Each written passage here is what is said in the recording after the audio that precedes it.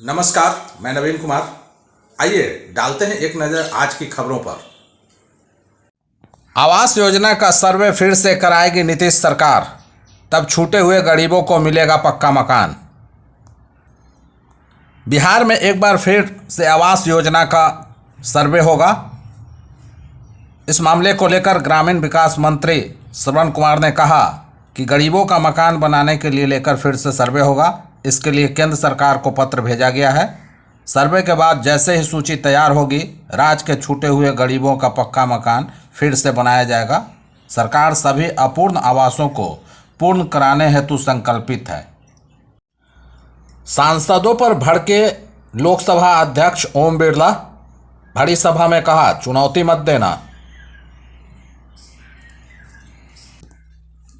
लोकसभा अध्यक्ष ओम बिरला ने भाजपा के सदस्य अभिजीत गंगोपाध्याय तथा तृणमूल कांग्रेस के सांसद अभिषेक बनर्जी की टिप्पणियों के पृष्ठभूमि पर सदस्यों से कहा कि वे सदन की मर्यादा रखें तथा आसन को चुनौती नहीं दें। सदन की कार्यवाही आरंभ होने पर कांग्रेस सदस्यों ने गंगोपाध्याय की आपत्तिजनक टिप्पणी का विषय उठाया था। इस पर संसदीय कार्य मंत्री किरण रिजिजू ने कहा कि कोई भी सदस्य सदन की गरिमा को चोट पहुंचाने वाली टिप्पणी ना करे, वो दुर्भाग्यपूर्ण है। बिहार में पैक्स केंद्रों की अब होगी बल्ले बल्ले। पेट्रोल पंप, सीएससी और औषधि केंद्र के साथ कर सकते हैं इन सेंटरों का भी संचालन। पैक्स की ओर से पूर्व में जहां धान, गेहूं और दलहन के अधिप्राप्ति की जाती थी, वहीं राज्य सरकार ने केंद्र सरकार के निर्देश पर इसके दायरा को बढ़ाते हुए petrol pump, common service centre और जन औषधि केंद्र के संचालन का भी अधिकार प्रदान किया है। जिला सहकारिता पदाधिकारी आकिब जावेद ने बताया कि पैक्स को सशक्त और आर्थिक रूप से सुदृढ़ बनाने के लिए केंद्रीय सहकारिता मंत्रालय ने यह आदेश जारी किया है। आरजेडी की विधायक रेखा पासवान पर सीएम नीतीश के बयान पर मचा हंगामा। तेजस्वी बोले, आपको छोड़कर किसी को कुछ नहीं है पता। विधानसभा में आरजेडी विधायक रेखा पासवान पर सीएम नीतीश के टिप्पणी को लेकर तेजस्वी यादव ने तंज कसते हुए कहा कि ऐसे महिलाओं के लिए ऐसे बयान अब सीएम नीतीश जी की आदत में शुमार हो गया है।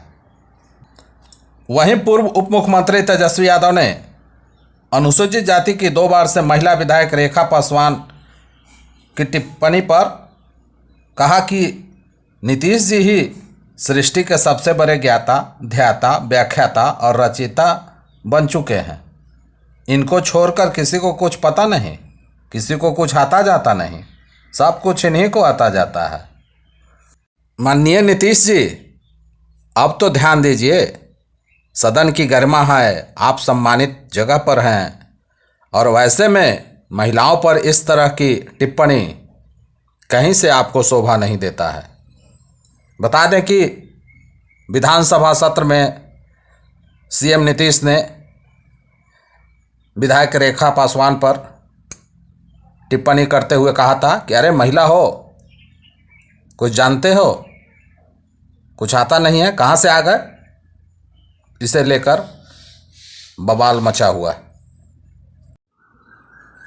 यूपी में योगी सरकार ने दिया केशव प्रसाद मौर्य की चिट्ठी का जवाब। सामने आया आरक्षण पर बड़ा सच।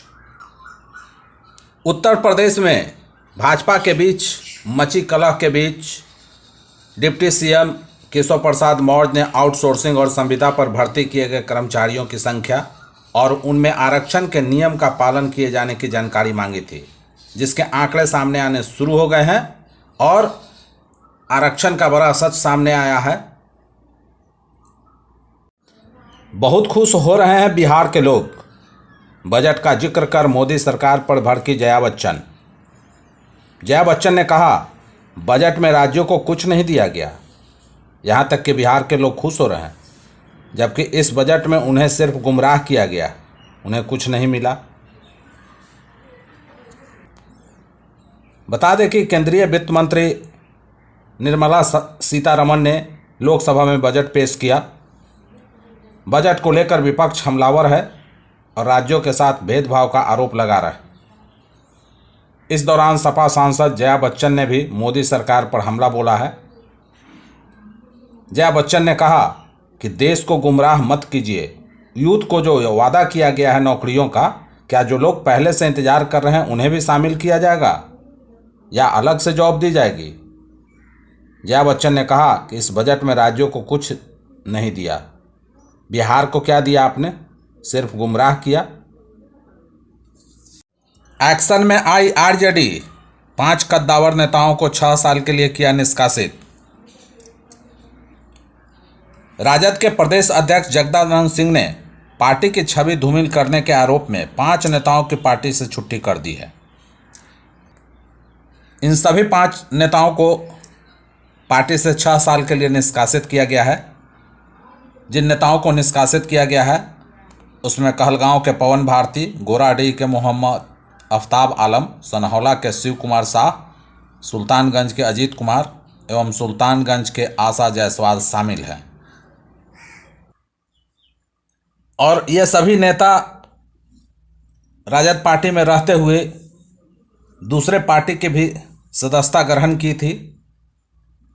यह मामला सामने आने के बाद राजद के प्रदेश अध्यक्ष ने कार्रवाई की है।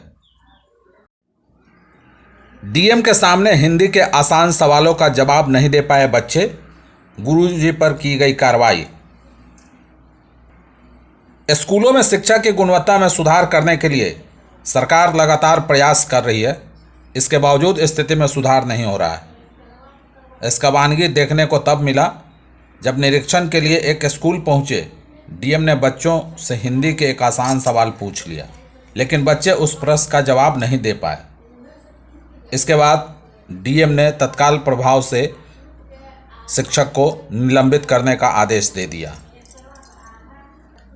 दरअसल यह मामला मुंगेर का है, जहां पर डीएम अवनीश कुमार सिंह सदर प्रखंड के कुतलुपुर पंचायत स्थित मध्य विद्यालय राम सिंह टोला पहुंचे थे, जहां पर वह शिक्षक की भूमिका में नजर आए और बच्चों से आसान सवाल पूछे थे।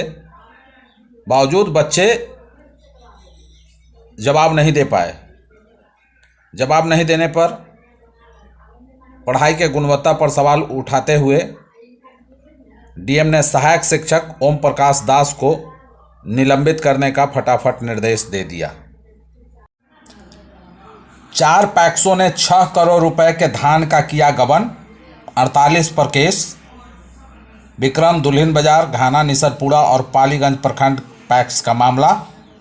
डीएम के निर्देश पर हुई जांच। बता दें कि डीएम डॉक्टर चंद्रशेखर सिंह के निर्देश पर पैक्सों की जांच की गई।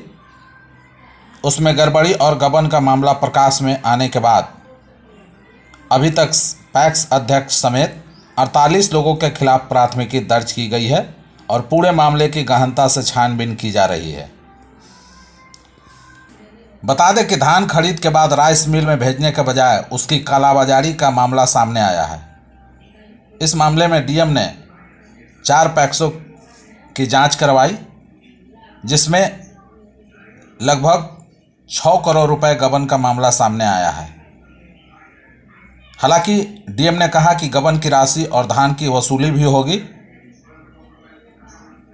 हालांकि छानबीन में पैक्स गोदाम पूरी तरह से खाली पाए गए थे और यह मोबाइल ऐप के जरिए पूरा मामला उजागर हुआ है।